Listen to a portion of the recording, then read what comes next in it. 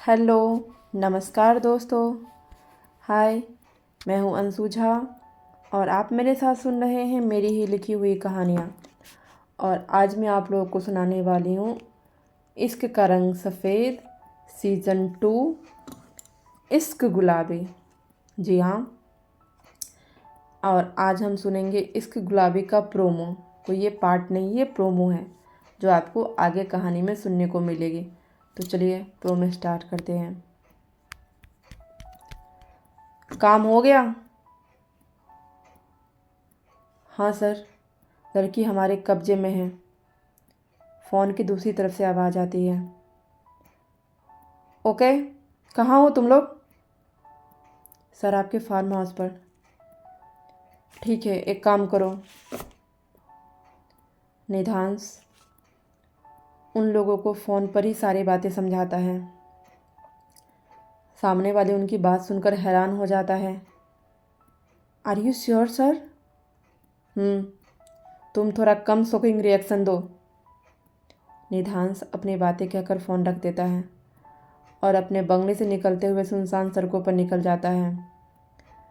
जब वो अपने फार्म हाउस पर पहुंचता है तो लड़की की चीखने चिल्लाने की आवाज़ दूर तक आ रही थी। कोई है? बचाओ!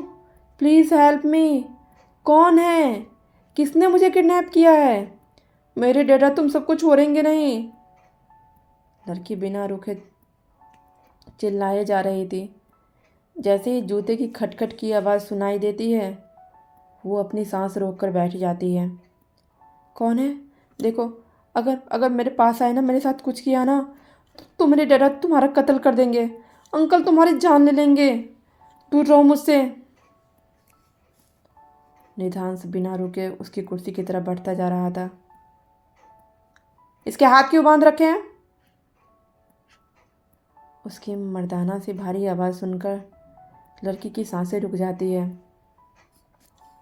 ये आवाज़ उसे जानी पहचानी लग रही थी।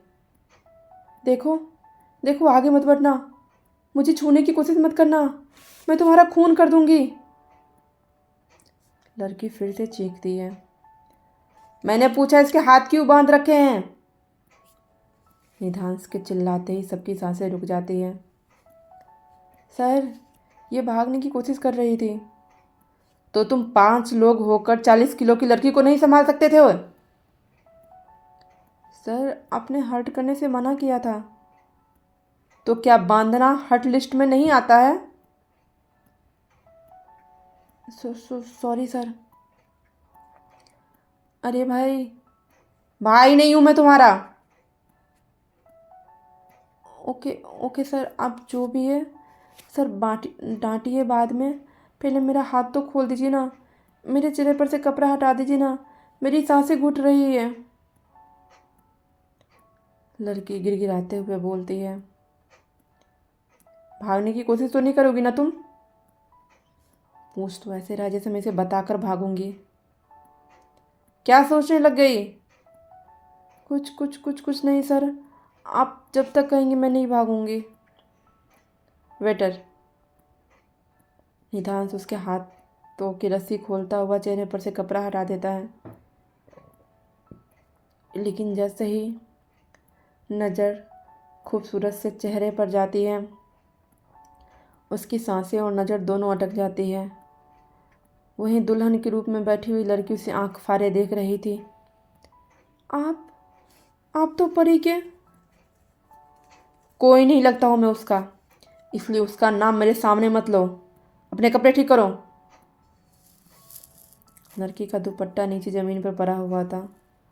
वो जल्दी से लहंगा का दुपट्टा उठाते हुए ढंग से ओढ़ लेती है। चलो। कहाँ? शादी करने। क्या? अब पागल हो गई हो? ना मैंने आपको देखा है ना जाना है, मैं कैसे आपसे शादी कर लूँ? और और शादी, मेरी शादी किसी और से हो रही थी, जहाँ से आप मुझे किडनैप करके लाए, उठा कर लाए हैं। तुम्हारी शादी मुझसे होने वाली थी।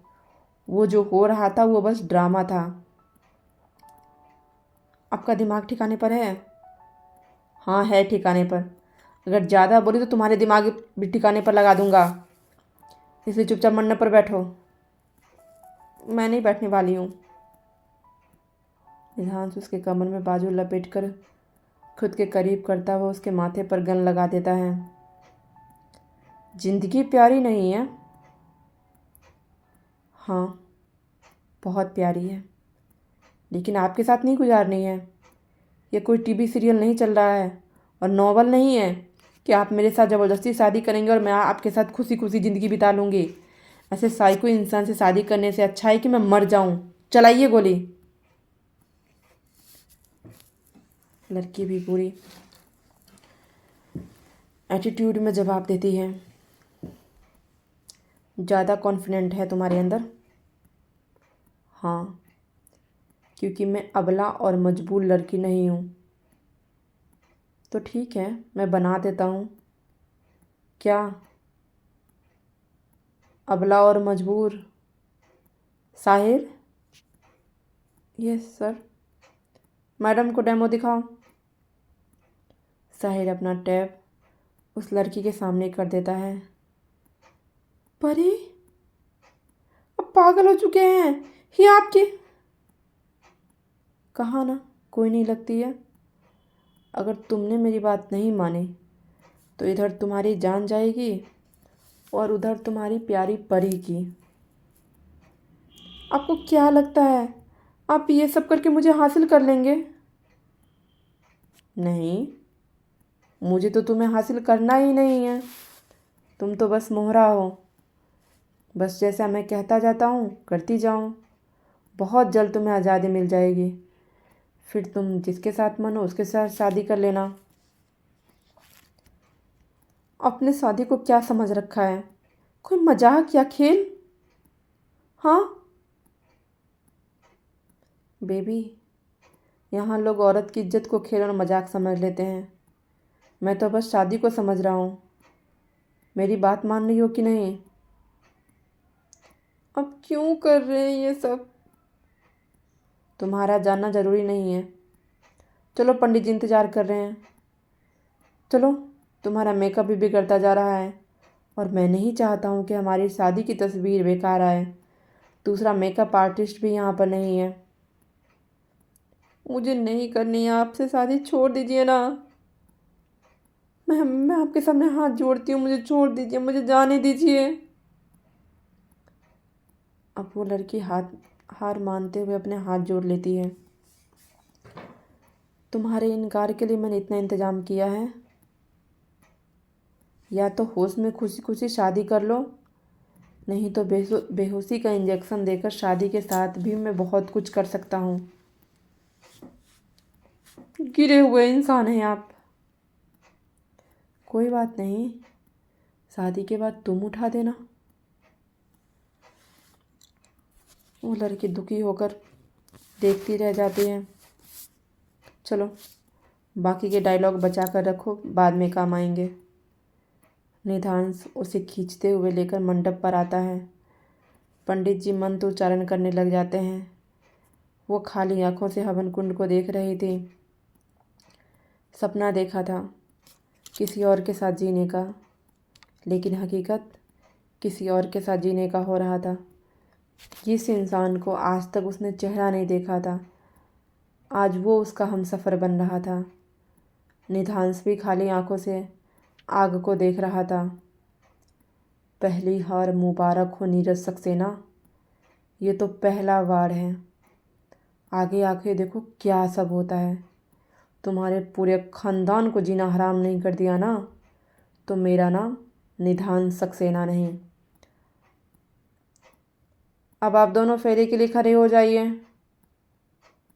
पंडित जी के कहने पर निधांश बगल में बैठी हुई लड़की का हाथ पकड़कर खड़ा हो जाता है और ज़बरदस्ती उसको खींचते हुए फेरे लेने लग जाता है।